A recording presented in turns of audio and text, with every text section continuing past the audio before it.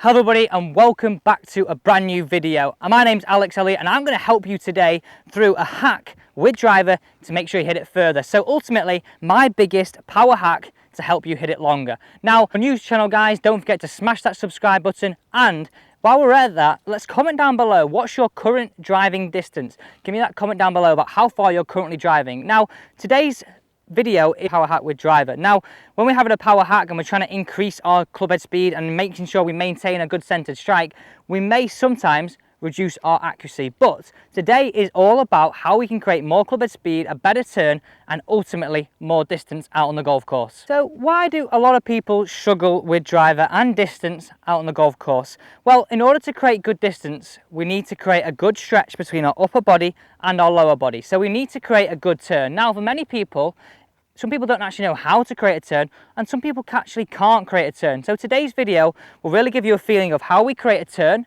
and a difference in turn between our shoulders and our hips, but also how if we struggle to make a turn because we've got issues in our lower back, how we can actually then make a turn easier. So let's just go ahead and show you what we're looking for in order to create a really big power move in the golf swing. Now, anytime we get a power move in the golf swing, we get a little bit of load into that right hand side, but we get a bigger stretch with the shoulders than we do with the hips. Now, we do get some hip turn. Now, what we want to feel in transition, we feel that we get a bigger hip now and the shoulders stay where they are. So we almost feel like the stretch between our hips and our shoulders becomes bigger. So then the golf ball and the golf head of the driver can then act like a slingshot. So it's almost like we wind it up, hips go, then the shoulders, and then we're through. So it really helps us create a good differentiation and X factor stretch between our shoulders, between our hips and our shoulders. And that move in essence is how we create power. The bigger stretch we get, it's been proven, the bigger stretch we get, the further we're going to hit this golf ball. So what drill can we use? And I'm going to talk about two separate drills in which, okay, if you're someone who's already got this hip turn, how can we get a bigger stretch in the backswing and into transition? And then someone, if we can't create this hip turn and shoulder turn, how we can actually just hit it a little bit further with a really simple hack. So first drill, I want you to place the golf club out in front of you and like so. So just in front of your lead heel, so roughly where the ball position would be with driver. I want you to make a move to the top now, really feeling like I get a bigger shoulder turn than I do hip turn.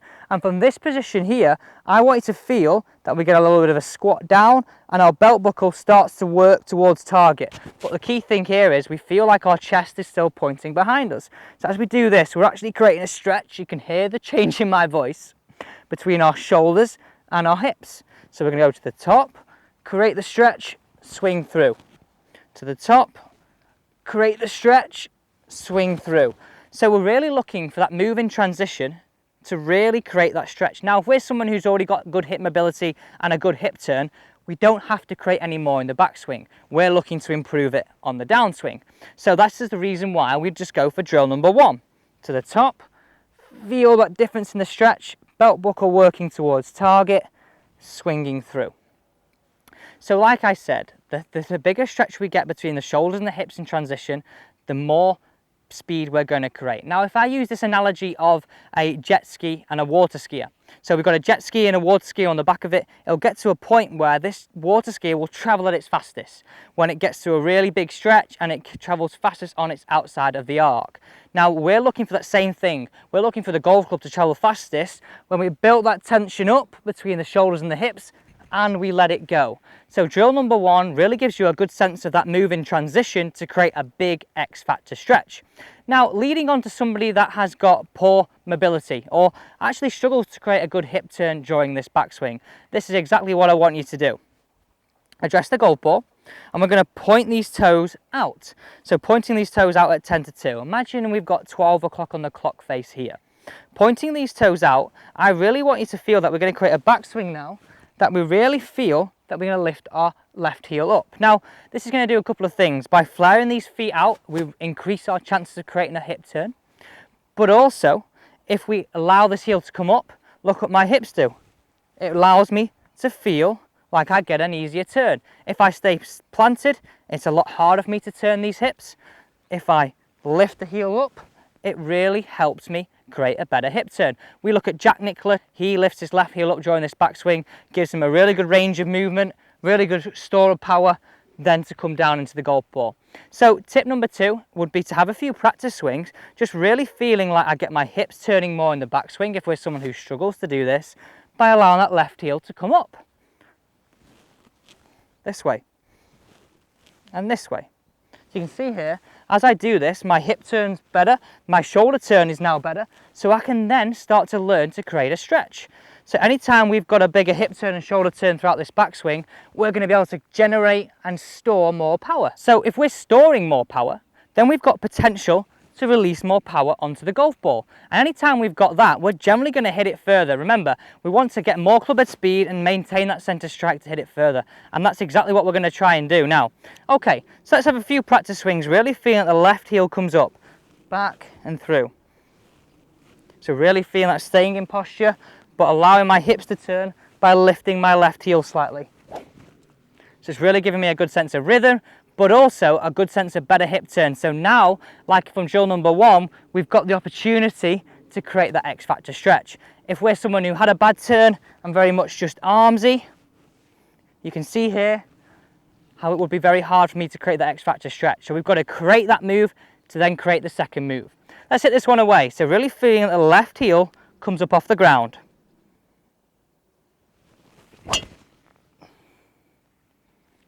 Like that one.